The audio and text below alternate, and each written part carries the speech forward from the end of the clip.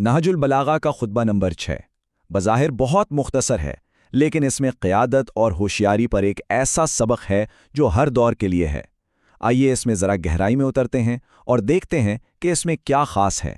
اور یہی سوال دراصل اس پورے خطبے کا مرکزی خیال ہے، یعنی مسلسل چوکنا رہنے کی ضرورت، کیونکہ کبھی کبھار اصل خطرہ تو تب شروع ہوتا ہے جب لگتا ہے کہ ہم جیت گئے ہیں۔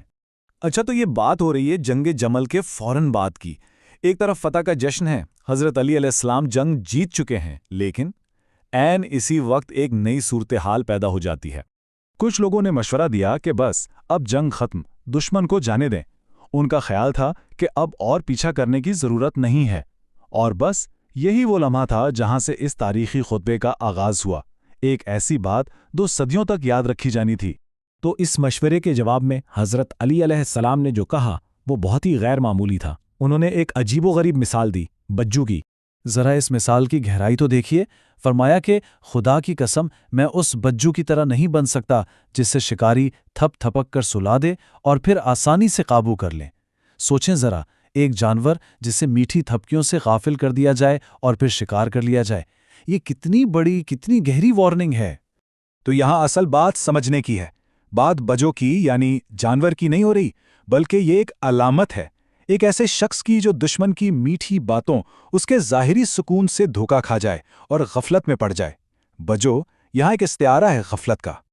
اور کمال کی بات یہ ہے کہ اسی ایک چھوٹی سی مثال کے اندر ایک ہوشیار لیڈر کے لیے 3 بڑے بنیادی اصول چھپے ہوئے ہیں۔ تو سوال یہ ہے کہ آخر وہ اصول ہیں کیا؟ تو وہ 3 اصول یہ ہیں: پہلا، چوکنا پن اور ہوشیاری; دوسرا، حق کا دفاع کرنا; اور تیسرا، بزدلی سے بالکل پاک ہونا۔ یہی وہ 3 ستون ہیں جو مل کر ایک مضبوط اور دور اندیش قیادت کی بنیاد رکھتے ہیں۔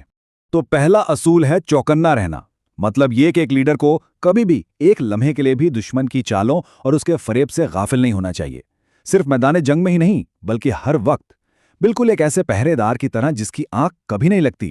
پھر آتا ہے دوسرا اصول، حق کا دفاع۔ دیکھیے، سچائی کی جنگ صرف تلوار سے ختم نہیں ہو جاتی، یہ تو نظریات اور اصولوں کی جنگ ہے، اور جب تک حق کے حامی موجود ہیں جو شک کرنے والوں کو چیلنج کر سکیں، تب تک یہ جدوجہد جاری رہتی ہے۔ اور تیسرا اصول ہے ہمت۔ یہ بزدلی کا بالکل الٹ ہے، مطلب یہ نہیں کہ بیٹھے رہیں اور حملے کا انتظار کریں، نہیں، حقیقی لیڈرشپ کا مطلب ہے آگے بڑھ کر فعال ہو کر حق کی حفاظت کرنا۔ یہ صرف رد عمل نہیں، یہ ایک فعال دفاع ہے۔ تو آخر میں یہ خطبہ ہمارے سامنے 2 بالکل واضح راستے رکھ دیتا ہے۔ ایک راستہ غفلت کا ہے اور دوسرا بیداری کا، اور سارا کھیل اسی انتخاب کا ہے۔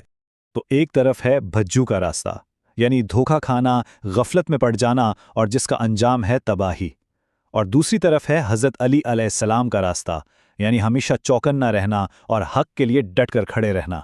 تو اس پوری گفتگو کا، اس پورے خطبے کا نچوڑ کیا ہے؟ یہی کہ ایک عقلمند اور بہادر انسان کبھی بھی دشمن کی ظاہری خاموشی یا اس کی جھوٹی چکنی چپڑی باتوں سے دھوکا نہیں کھاتا۔ اصل ذہانت اور بہادری یہی ہے۔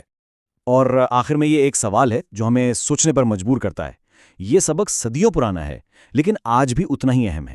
تو سوال یہ ہے کہ آج کے دور کی وہ کون سی میٹھی باتیں ہیں، وہ کون سے فریب ہیں جن کے لیے ہمیں ہوشیار رہنے کی ضرورت ہے، وہ کون سی چیزیں ہیں جو ہمیں غفلت کی نیند سلا سکتی ہیں؟ اس پر غور کرنا بہت ضروری ہے۔